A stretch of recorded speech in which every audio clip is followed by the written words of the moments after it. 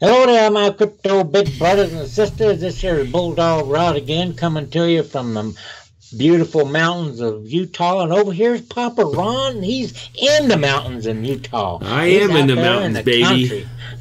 Yeah. Anybody that's seen our drone footages know what country. It's beautiful here. It is. Yeah. We need to come up there and make some more when it's snowing. That'd really be pretty. Yeah, we'll do it. With all the snow all over it. Yeah, man. It'd be cool. Be cool.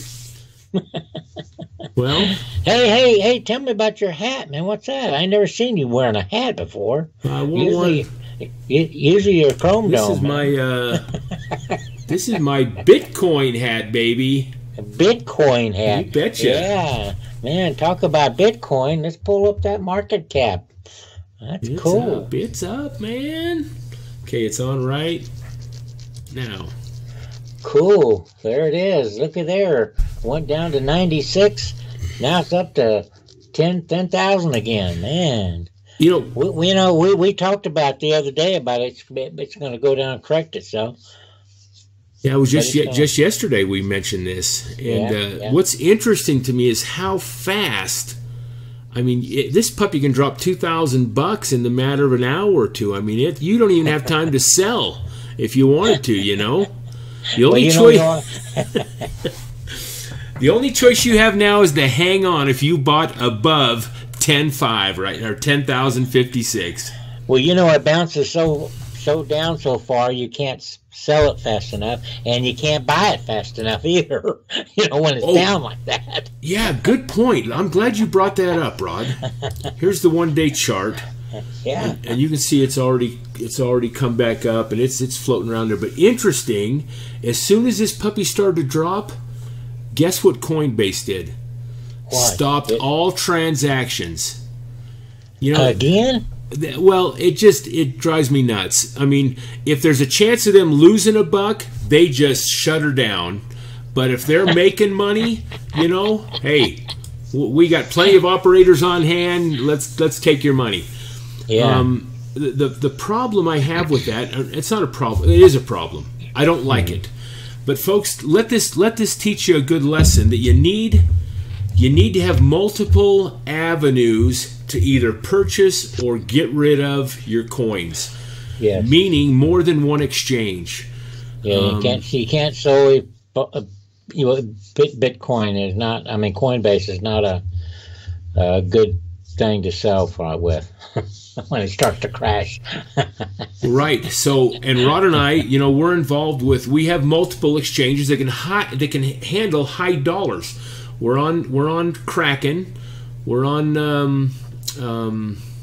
Help me out, Rod. Poloniex. Poloniex is one, but the other big one is Gemini. Gemini, Kraken, and Coinbase. Believe it or not, they're pretty generous with their limits. Plus, they'll put money right back into your bank account if you want. Those three. Yeah. So it's important to have more than one exchange you're dealing with. It takes time to get qualified, especially with the rush coming in. I think when we did Gemini, Rod, I think we were over a month before they finally approved us. Yeah, I know. See, and with a month, Bitcoin could be worth $15,000. Well, what if? Well, yeah. My limit on Coinbase is 15,000. I think to withdraw.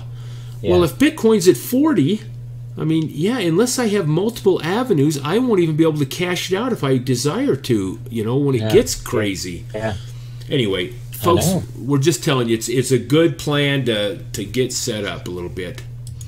Yeah, it is. So this is today's action with Bitcoin. It peaked up there, a little bit of 11.5, and boy, did it hit hard. Yeah, it did. And it might go down some more. I had my daughter call me today, Rod, and I said, man, if Tessa, and I said, man, if it hits this amount, I said, you better buy another coin. She goes, okay, I will. Anyway, that's right, man. You got to make hay with the sun shines. Well, it's not going to stop here. It's not going to, what do you do? These bankers think this is going to drop down to zero now or something? Come on. Yeah. It's a bubble. It's popped. Man, it's going to crash. Yeah, the bubble's popped. We can see it. It popped. That's what the bankers say. Well, here's Zero Hedge. Bitcoin flash crashes to 8,500, then rebounds. And this article is only a couple hours old, if that, Rod, maybe? Yeah, 218. Came out at 218 today. As biggest U.S. exchange breaks. Now, I read this article, but I didn't see anything. I think they're talking about Coinbase in here that we just mentioned. Yep. Talking about. Bitcoin bounced back $1,500 from the lows. Lower than just an hour earlier before trading range about 10. Here, then they gave another update, and you can see these graphs. Ethereum, Litecoin both went below what we were excited to see them at, 500 and 100. They're both dropped down. And boy, look at that. It is straight down, baby. Yeah. That's okay. Let it fall, because guess what? It's going to bounce just that much higher when it comes back up. It's a buying on. This is your Christmas present. I know. I know. Buy, baby, buy. Bye. Okay. Bitcoin crashes roughly once per quarter. Next graph down. Keep going down. See it? There it is right there. Yeah. Yeah, that's pretty cool. So I guess this is the quarter it's going to bounce, huh? It must be this month. Hey, we forgot this little tidbit here, Rod. What tidbit? The only thing rising faster than Bitcoin's price is the number of people who think it's in a bubble. And there's also a graph in this article from Business Insider out of Australia. Oh, Australia. Check this out. The black line here is Bitcoin, is the people searching Google for Bitcoin bubble.